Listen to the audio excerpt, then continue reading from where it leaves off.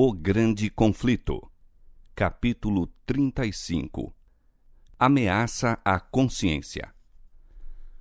O romanismo é hoje olhado pelos protestantes com muito maior favor do que anos atrás. Nos países em que o catolicismo não está na ascendência e os romanistas adotam uma política conciliatória a fim de a conseguir, há crescente indiferença com relação às doutrinas que separam as igrejas reformadas da hierarquia papal.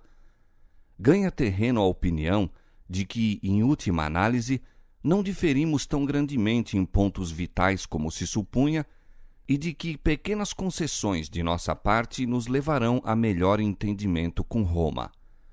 Houve tempo em que os protestantes davam alto valor à liberdade de consciência a tão elevado preço comprada. Ensinavam os filhos a aborrecer o papado e sustentavam que buscar harmonia com Roma seria deslealdade para com Deus.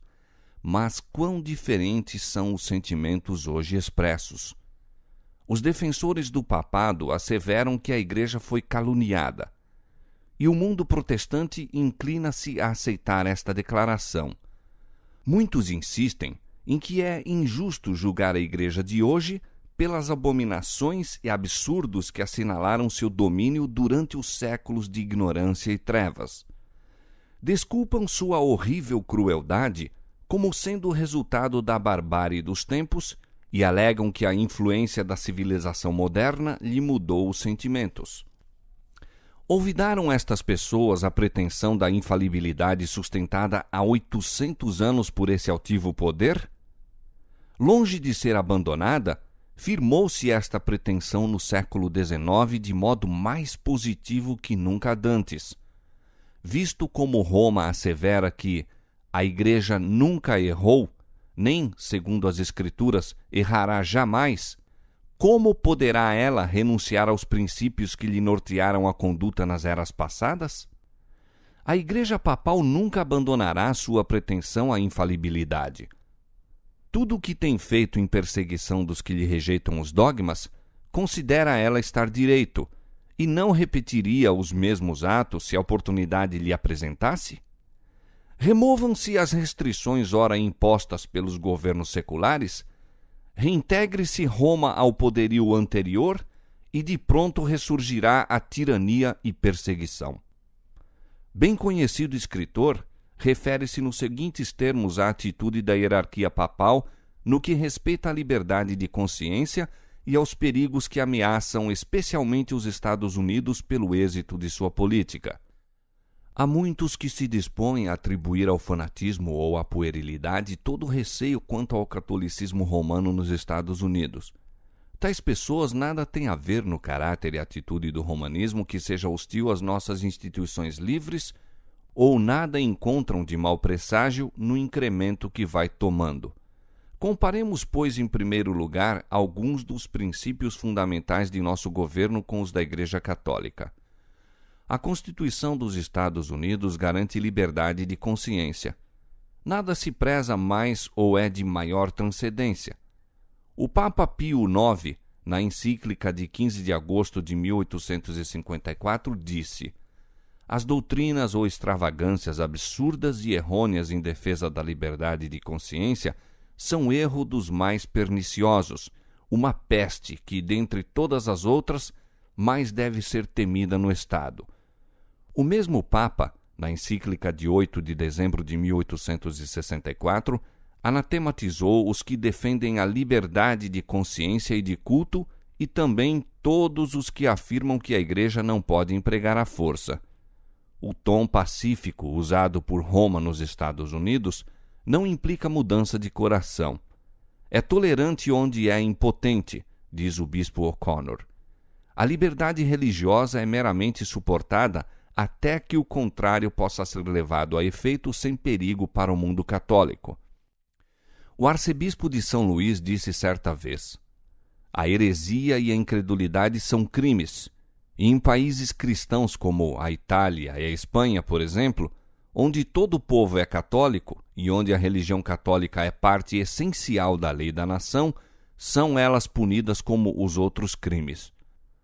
todo cardeal, arcebispo e bispo da Igreja Católica presta para com o Papa um juramento de fidelidade em que ocorrem as seguintes palavras: combaterei os hereges, cismáticos e rebeldes ao dito Senhor nosso, o Papa, ou seus sucessores, e persegui-los-ei em todo o meu poder.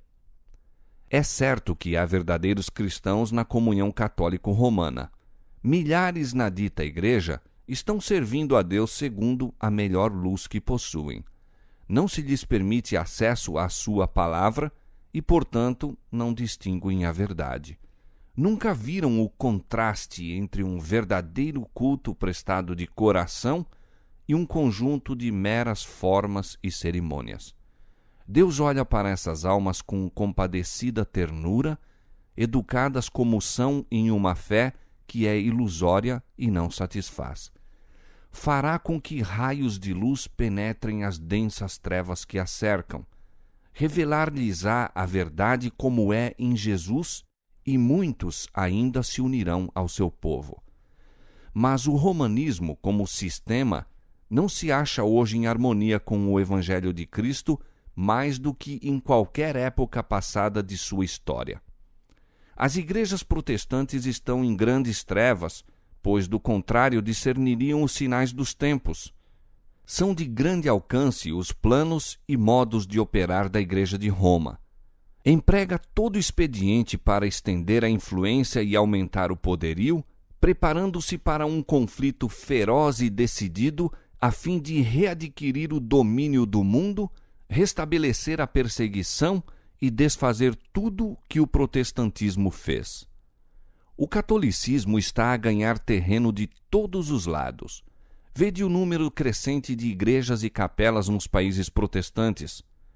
Notai a popularidade de seus colégios e seminários na América, tão extensamente patrocinados pelos protestantes.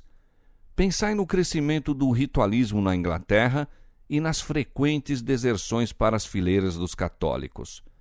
Estas coisas deveriam despertar a ansiedade de todos os que prezam os puros princípios do Evangelho. Os protestantes têm se intrometido com o papado, patrocinando-o. Têm usado de transigência e feito concessões que os próprios romanistas se surpreendem de ver e não compreendem. Os homens cerram os olhos ao verdadeiro caráter do romanismo e aos perigos que se devem recear com a sua supremacia. O povo necessita ser despertado a fim de resistir aos avanços deste perigosíssimo inimigo da liberdade civil e religiosa. Muitos protestantes supõem que a religião católica não é atrativa e que seu culto é um conjunto de cerimônias fastidioso e sem sentido. Enganam-se, porém. Embora o romanismo se baseie no engano, não é em postura grosseira e desprovida de arte. O serviço religioso da Igreja Romana é um cerimonial assaz impressionante. O brilho de sua ostentação e a solenidade dos ritos fascinam os sentidos do povo, fazendo silenciar a voz da razão e da consciência. Os olhos ficam encantados. Igrejas magnificentes, imponentes procissões, altares de ouro, relicários com pedras preciosas, quadros finos e artísticas esculturas apelam para o amor do belo. O ouvido também é cativado. A música é inexcedível. As belas e graves notas do órgão, misturando-se à melodia de muitas vozes a ressoarem pelas elevadas abóbodas e naves ornamentadas de colunas das grandiosas catedrais, não podem deixar de impressionar a mente com profundo respeito e reverência. Este esplendor, pompa e cerimônias exteriores, que apenas zombam dos anelos da alma ferida pelo pecado, são evidência da corrupção interna. A religião de Cristo não necessita de semelhantes atrativos para se fazer recomendável. À luz que promana da cruz, o verdadeiro cristianismo apresenta-se tão puro e adorável que decorações externas nenhumas poderão encarecer-lhe o verdadeiro valor. É a beleza da santidade, o espírito manso e quieto que é precioso diante de Deus. o fulgor do estilo não é necessariamente índice de pensamento puro elevado. Altas concepções de arte, delicado apuro de gosto, existem a miúde em espíritos que são terrenos e sensuais. São frequentemente empregados por Satanás a fim de levar homens a esquecer-se das necessidades da alma, a perder de vista o futuro e a vida imortal, a desviar-se do infinito auxiliador e a viver para este mundo unicamente. Uma religião de exibições externas é atraente ao coração não renovado. A pompa e cerimonial do culto católico tem um sedutor, fascinante poder pelos quais são enganados muitos que chegam a considerar a Igreja Romana como a própria porta do céu. Ninguém, a não ser os que têm os pés firmados nos fundamentos da verdade e o coração renovado pelo Espírito de Deus, se acha ao abrigo de sua influência. Milhares que não têm um conhecimento experimental de Cristo serão levados a aceitar as formas da piedade sem a sua eficácia. Esta é a religião que precisamente desejam as multidões. A pretensão da Igreja ao direito de perdoar leva o romanismo a sentir-se com liberdade de pecar, e a ordenança da confissão, sem a qual o perdão não é conferido, tende igualmente a dar livre curso ao mal. O que se ajoelha diante de um mortal e revela em confissão os pensamentos e imaginações secretos do coração, está aviltando a sua varonilidade, degradando todo o nobre instinto da alma. Desvendando os pecados de sua vida a um sacerdote, mortal, falível pecador e muito frequentemente corrompido pelo vinho e licenciosidade, sua norma de caráter é rebaixada e, como consequência, fica contaminado. Seu conceito acerca de Deus é degradado à semelhança da humanidade decaída, pois o padre se acha como representante de Deus. Esta degradante confissão de homem para homem é a fonte secreta donde têm fluído muitos dos males que aviltam o mundo e o preparam para a destruição final. Todavia, para o que ama a satisfação própria, é mais agradável confessar a um semelhante mortal do que abrir a alma a Deus. Fica mais a gosto da natureza humana fazer penitência do que renunciar ao pecado. É mais fácil mortificar a carne com cilício, urtigas e aflitivas cadeias do que crucificar os desejos carnais. Pesado é o fardo que o coração carnal deseja levar, de preferência a curvar-se ao jugo de Cristo. Existia notável semelhança entre a Igreja de Roma e a Igreja judaica ao tempo do primeiro advento de Cristo. Ao passo que os judeus secretamente conculcavam todos os princípios da lei de Deus, eram exteriormente rigorosos na observância de seus preceitos, sobrecarregando-a com exorbitâncias e tradições que tornavam difícil e penosa a obediência. Assim como os judeus professavam reverenciar a lei, pretendem os romanistas reverenciar a cruz.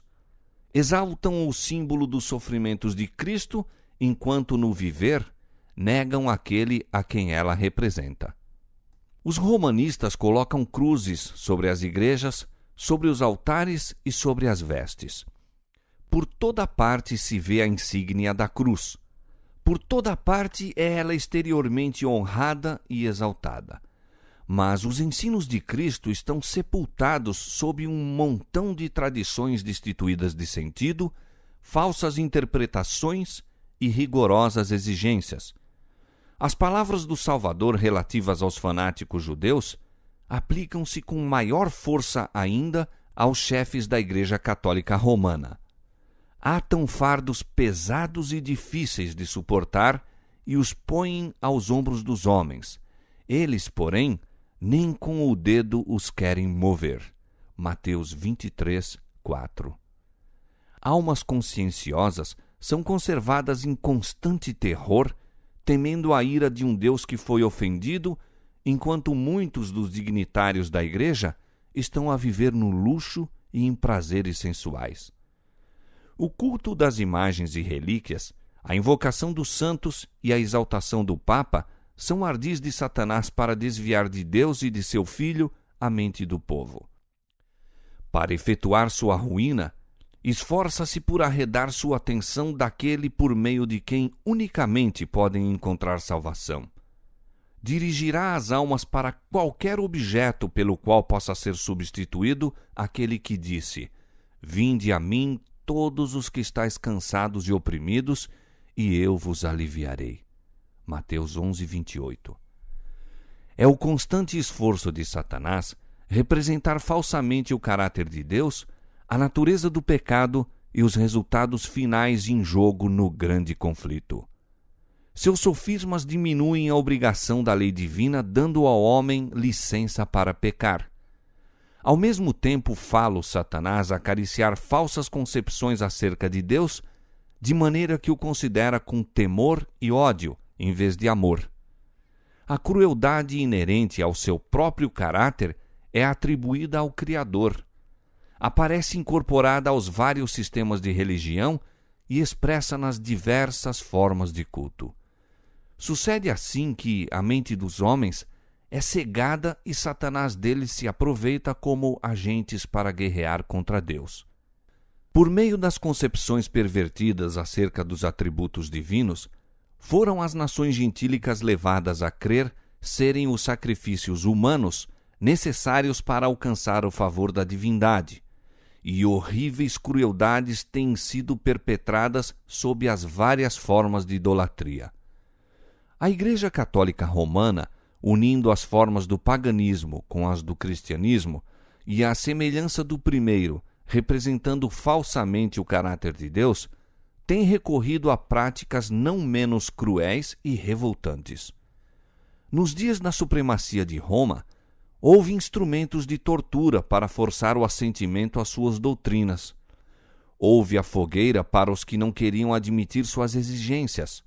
Houve massacres em proporções que jamais serão conhecidos até que se revelem no dia do juízo. Os dignitários da Igreja, dirigidos por seu chefe, Satanás, dedicavam-se a inventar meios para produzir a maior tortura possível antes de pôr termo à vida das vítimas. Em muitos casos, o processo infernal era repetido ao limite extremo da resistência humana, até que a natureza capitulava na luta e o sofredor saudava a morte como doce alívio. Esta era a sorte dos que discordavam de Roma. Para os seus adeptos, tinha ela a disciplina do açoite, da fome, das austeridades corporais de todas as formas imagináveis, cujo aspecto punge o coração.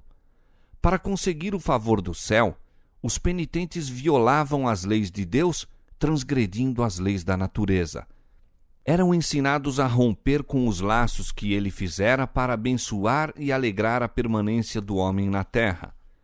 Os cemitérios das igrejas contêm milhões de vítimas que passaram a vida em vãos esforços para subjugar as afeições naturais, para reprimir, como se fosse ofensivo a Deus, todo pensamento e sentimento de simpatia para com o semelhante.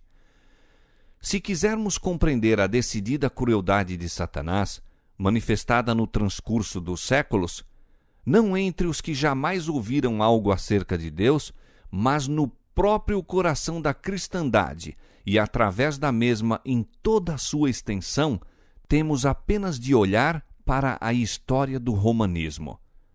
Por meio deste gigantesco sistema de engano, o príncipe do mal leva a efeito seu propósito de acarretar a desonra a Deus e a desgraça ao homem.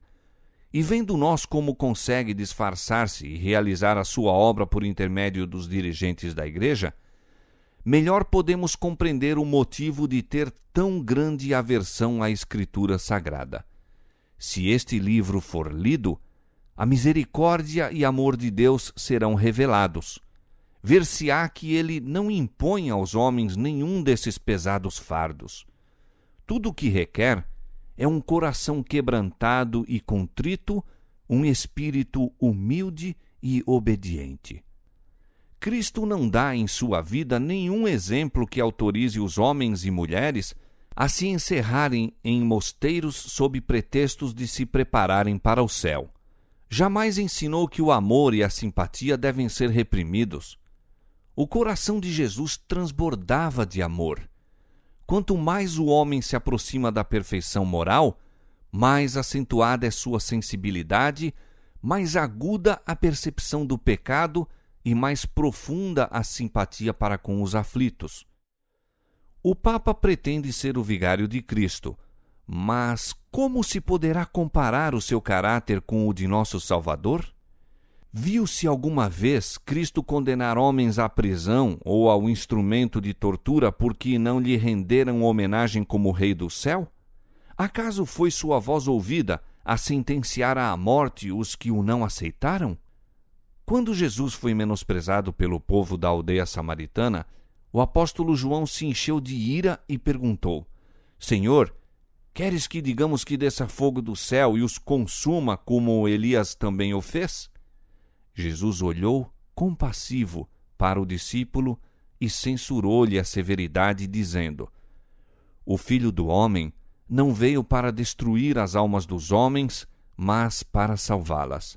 Lucas capítulo 9, versos 54 e 56. Quão diferente do Espírito manifestado por Cristo é o do seu professo vigário. A Igreja de Roma apresenta hoje ao mundo uma fronte serena, cobrindo de justificações o registro de suas horríveis crueldades. Vestiu-se com roupagens de aspecto cristão, não mudou, porém. Todos os princípios formulados pelo papado em épocas passadas existem ainda hoje.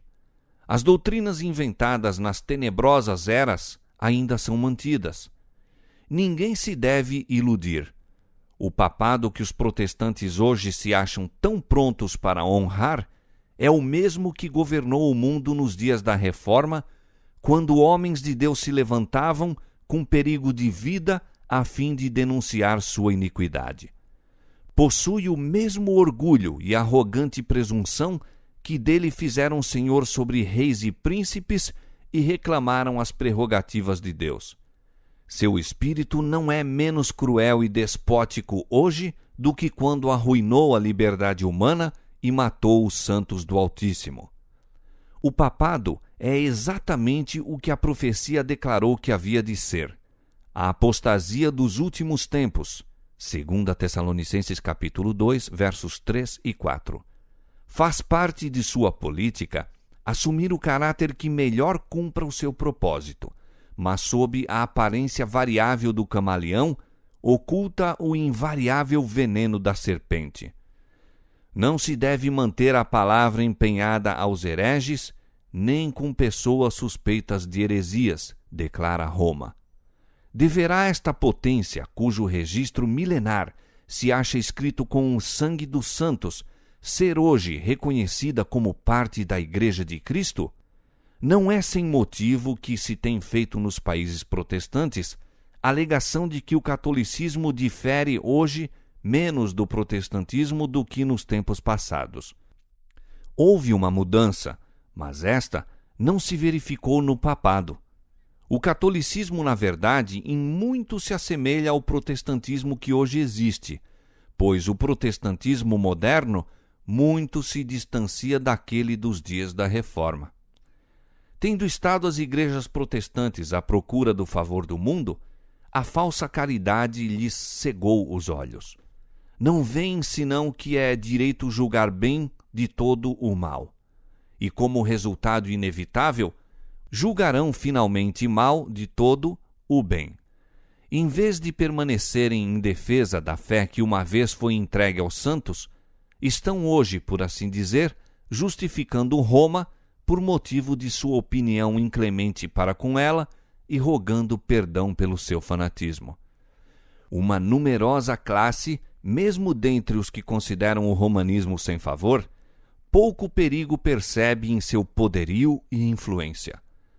Muitos insistem em que as trevas intelectuais e morais que prevaleceram durante a Idade Média favoreceram a propagação de seus dogmas, superstições e opressão, e que a inteligência maior dos tempos modernos, a difusão geral do saber e a crescente liberalidade em matéria de religião vedam o avivamento da intolerância e tirania. O próprio pensamento de que tal estado de coisas venha a existir nesta era esclarecida é ridicularizado. É verdade que grande luz intelectual, moral e religiosa resplandece sobre esta geração. Das páginas abertas da Santa Palavra de Deus, tem-se derramado luz do céu sobre o mundo. Mas cumpre lembrar que quanto maior a luz concedida, maiores as trevas dos que a pervertem ou rejeitam.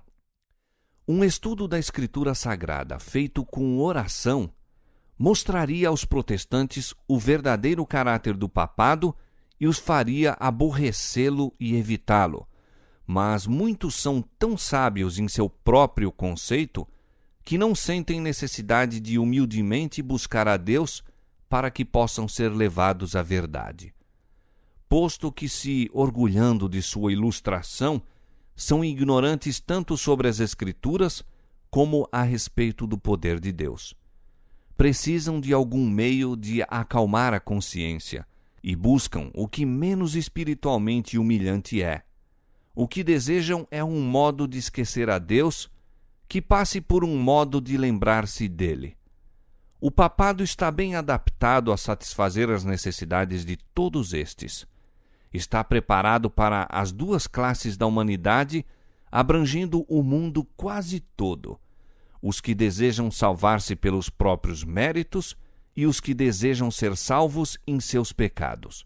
Eis aqui o segredo de seu poder.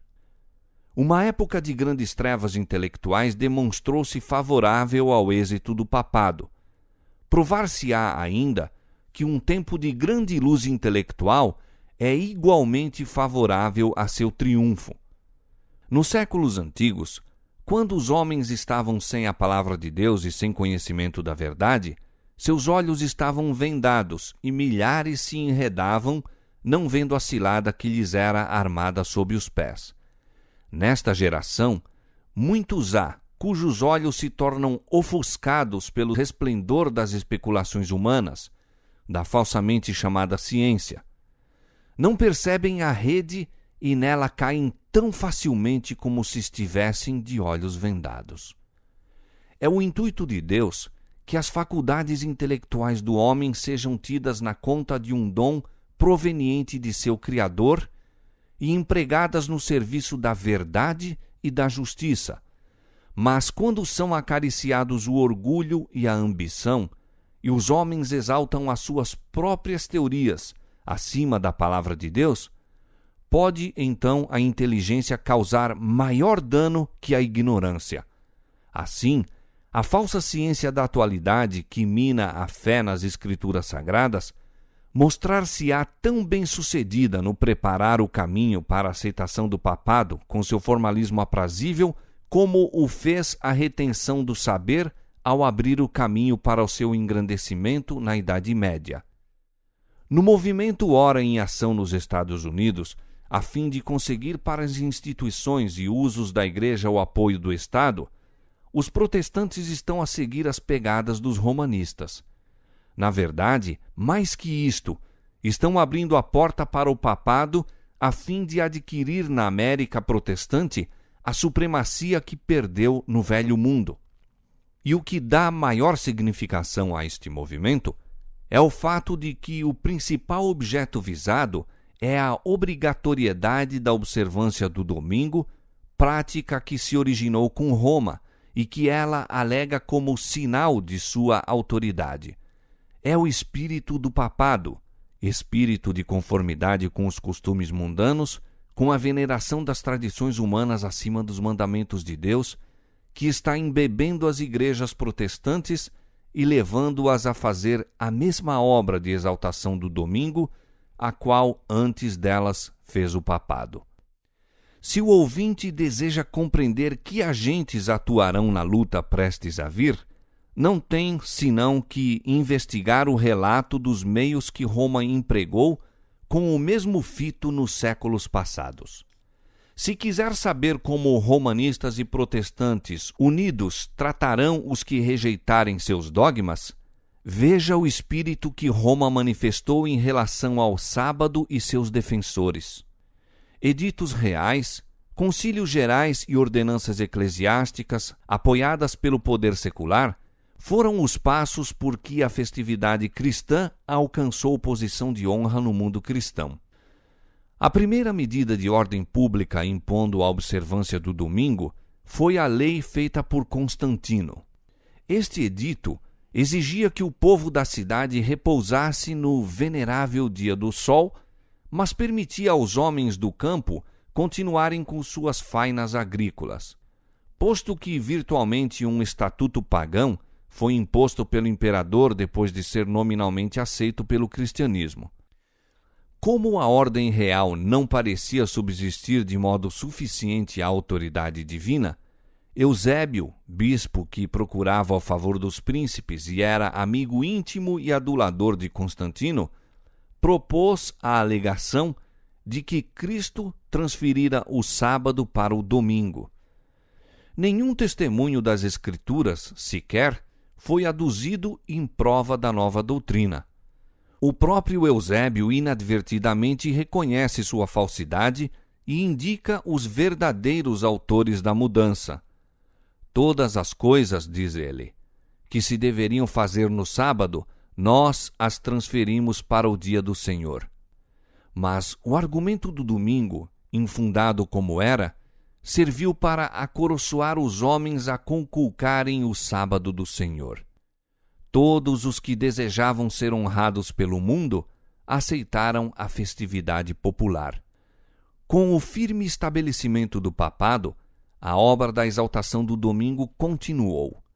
Durante algum tempo, o povo se ocupou com trabalho agrícola fora das horas de culto e o sétimo dia, o sábado, continuou a ser considerado como o dia de repouso.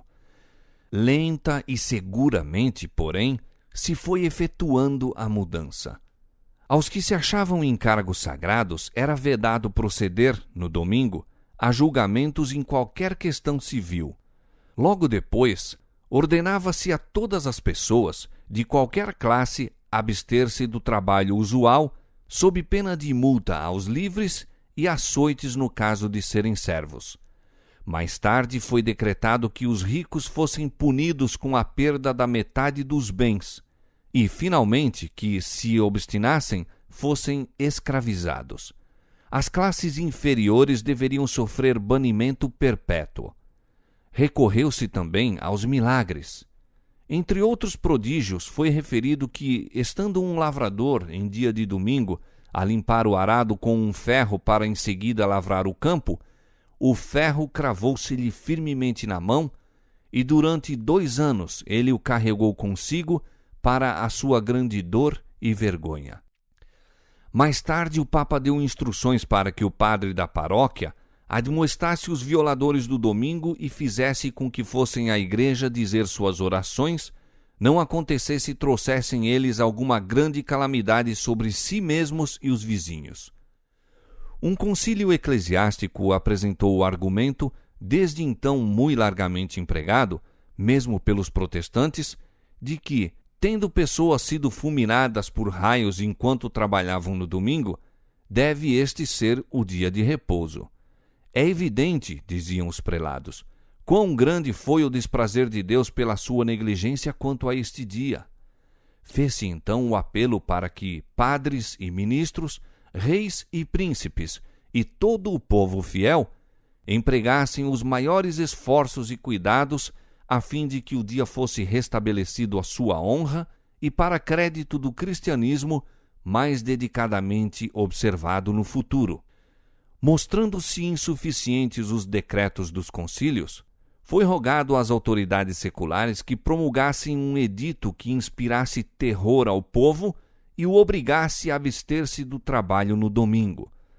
Num sínodo realizado em Roma, todas as decisões anteriores foram reafirmadas com maior força e solenidade. Foram também incorporadas à lei eclesiástica e impostas pelas autoridades civis através de quase toda a cristandade.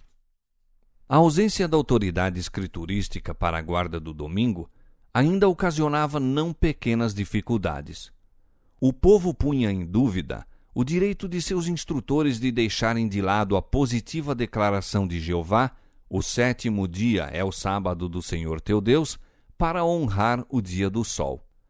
A fim de suprir a falta de testemunho bíblico, foram necessários outros expedientes. Um zeloso defensor do domingo, que pelos fins do século XII visitou as igrejas da Inglaterra, encontrou resistência por parte de fiéis testemunhas da verdade. E tão infrutíferos foram os seus esforços que se retirou do país por algum tempo em busca de meios para fazer valer os seus ensinos. Ao voltar, a falta foi suprida e em seus trabalhos posteriores obteve maior êxito. Trouxe consigo um rolo que dizia provir do próprio Deus e conter a necessária ordem para a observância do domingo, com terríveis ameaças para amedrontar o desobediente. Este precioso documento, fraude tão vil como a instituição que apoiava, dizia-se haver caído do céu e sido achado em Jerusalém sobre o altar de São Simeão, no Gólgota. Mas, em realidade, o Palácio Pontifical em Roma foi a fonte donde procedeu. Fraudes e falsificações para promover o poderio e prosperidade da Igreja têm sido em todos os séculos consideradas lícitas pela hierarquia papal. O rolo proibia o trabalho desde a hora nona, 3 horas da tarde, do sábado, até ao nascer do sol da segunda-feira, e declarava-se ser a sua autoridade confirmada por muitos milagres. Referia-se que pessoas que trabalharam além da hora indicada foram atacadas de paralisia. Certo moleiro que tentou moer o trigo viu, em lugar da farinha, sair uma torrente de sangue e a mó ficar parada apesar do forte ímpeto da água. Uma mulher que pusera a massa de pão ao forno achou-a crua quando foi tirada, embora o forno estivesse muito quente. Outra que tinha massa preparada para cozer a hora nona, mas resolvera deixá-la de lado até segunda-feira, encontrou-a no dia seguinte transformada em pães e estava cozida pelo poder divino. Um homem que cozeu o pão depois da hora nona no sábado, achou ao parti-lo na manhã seguinte que do mesmo saía sangue. Por meio de tais invencionices absurdas e supersticiosas, esforçaram-se os defensores do domingo por estabelecer a santidade deste. Na Escócia, assim como na Inglaterra, conseguiu-se consideração maior pelo domingo, unindo-se-lhe uma parte do antigo sábado. Mas o tempo que se exigia fosse santificado variava. Um edito do rei da Escócia declarou que se deveria considerar santo desde o meio-dia de sábado e que ninguém, desde aquela hora até segunda-feira de manhã, deveria ocupar-se em trabalhos seculares. Mas, apesar de todos os esforços para estabelecer a santidade do domingo, os próprios romanistas publicamente confessavam a autoridade divina do sábado e a origem humana da instituição pela qual foi ele suplantado. No século XVI, um concílio papal declarou francamente: lembrem-se todos os cristãos de que o 7º dia foi consagrado por Deus, recebido e observado não somente pelos judeus, mas por todos os outros que pretendiam adorar a Deus, embora nós, os cristãos, tenhamos mudado o seu sábado para o dia do Senhor, domingo. Os que estavam a se intrometer com a lei divina não ignoravam o caráter de sua obra. Achavam-se deliberadamente colocando-se acima de Deus. Exemplo notável da política de Roma para com os que dela discordavam foi dado na longa e sanguinolenta perseguição dos valdenses, alguns dos quais eram observadores do sábado. Outros sofreram de modo semelhante pela sua fidelidade para com o 4º mandamento. A história das igrejas da Etiópia é especialmente significativa. Em meio das trevas da Idade Média, os cristãos da África Central foram perdidos de vista e esquecidos pelo mundo, e durante muitos séculos gozaram liberdade no exercício de sua fé. Mas, finalmente, Roma soube de sua existência e o imperador da Abissínia foi logo induzido a reconhecer o Papa como vigário de Cristo. Seguiram-se outras concessões. Foi promulgado um edito proibindo a observância do sábado sob as mais severas penas. Mas a tirania papal se tornou logo um jugo tão amargo que os abissínios resolveram sacudi-lo de seu pescoço.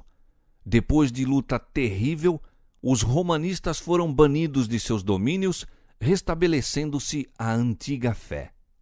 As igrejas regozijaram-se com a liberdade e jamais olvidaram a lição que aprenderam concernente aos enganos, fanatismo e poder despótico de Roma.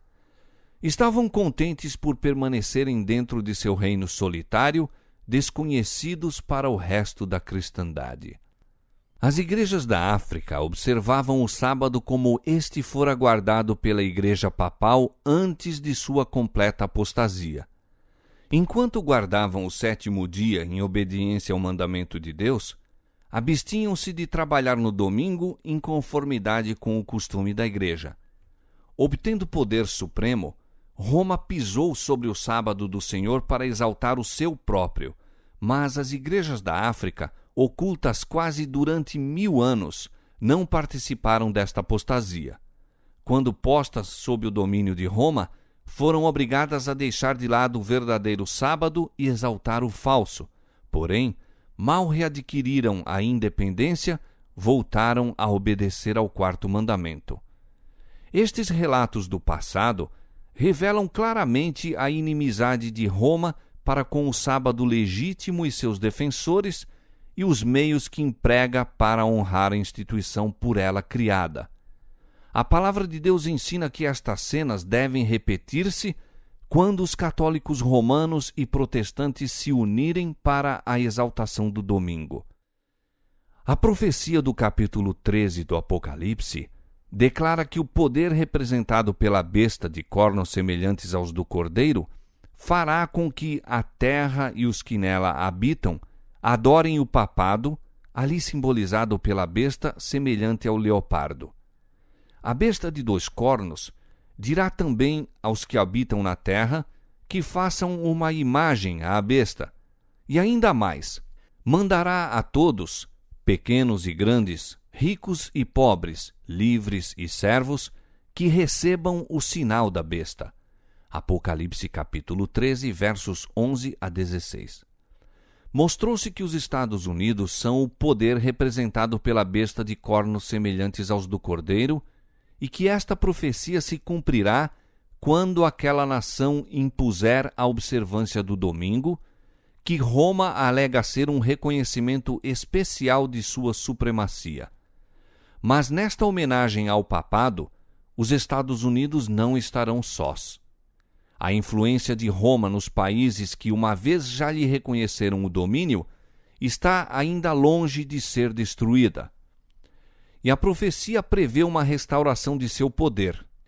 Vi uma de suas cabeças como ferida de morte, e a sua chaga mortal foi curada, e toda a terra se maravilhou após a besta. Apocalipse capítulo 13, verso 13. A inflição da chaga mortal indica a queda do papado em 1798. Depois disto, diz o profeta, a sua chaga mortal foi curada, e toda a terra se maravilhou após a besta. Paulo declara expressamente que o homem do pecado perdurará até ao segundo advento. 2 Tessalonicenses 2, 8. Até mesmo ao final do tempo, prosseguirá com a sua obra de engano. E diz o escritor do Apocalipse, referindo-se também ao papado: adoraram-na todos os que habitam sobre a terra, esses cujos nomes não estão escritos no livro da vida. Apocalipse 13, 8. Tanto no Velho como no Novo Mundo, o papado receberá homenagem pela honra prestada à instituição do domingo, que repousa unicamente na autoridade da Igreja de Roma. Durante mais de meio século, investigadores das profecias nos Estados Unidos têm apresentado ao mundo este testemunho. Nos acontecimentos que ora estão a ocorrer, percebe-se rápido progresso no sentido do cumprimento da profecia. Com os ensinadores protestantes, há a mesma pretensão de autoridade divina para a guarda do domingo e a mesma falta de provas bíblicas que há com os chefes papais que forjaram os milagres para suprir a falta do mandamento de Deus. A asserção de que os juízos divinos caem sobre os homens por motivo de violarem o repouso dominical será repetida. Já se ouvem vozes neste sentido, e o movimento para impor a observância do domingo está rapidamente ganhando terreno. A sagacidade e a astúcia da Igreja de Roma são surpreendentes.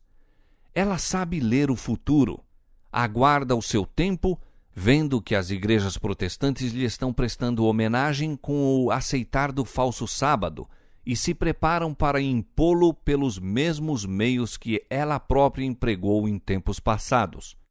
Os que rejeitam a luz da verdade procurarão ainda o auxílio deste poder que a si mesmo se intitula infalível, a fim de exaltarem uma instituição que com ele se originou. Quão prontamente virá esse poder em auxílio dos protestantes nesta obra, não é difícil imaginar. Quem compreende melhor do que os dirigentes papais como tratar com os que são desobedientes à Igreja? A Igreja Católica Romana, com todas as suas ramificações pelo mundo inteiro, forma vasta organização dirigida da sé papal e destinada a servir aos interesses desta. Seus milhões de adeptos em todos os países do globo são instruídos a se manterem sob obrigação de obedecer ao Papa. Qualquer que seja a sua nacionalidade ou governo, devem considerar a autoridade da Igreja acima de qualquer outra autoridade. Ainda que façam juramento prometendo lealdade ao Estado, por trás disto, todavia, jaz o voto de obediência a Roma, absolvendo-os de toda obrigação contrária aos interesses dela. A história testifica de seus esforços, astutos e persistentes, no sentido de insinuar-se nos negócios das nações. E, havendo conseguido pé firme, nada mais faz que favorecer seus próprios interesses, mesmo com a ruína de príncipes e povo.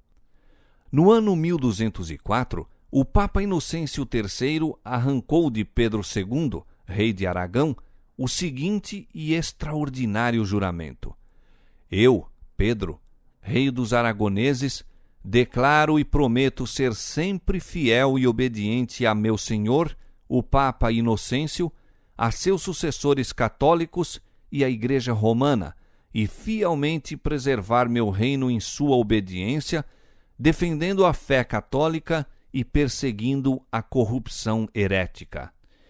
Isso está em harmonia com as pretensões relativas ao poder do pontífice romano, de que lhe é lícito depor imperadores e de que pode absolver os súditos de sua fidelidade para com os governantes ímpios.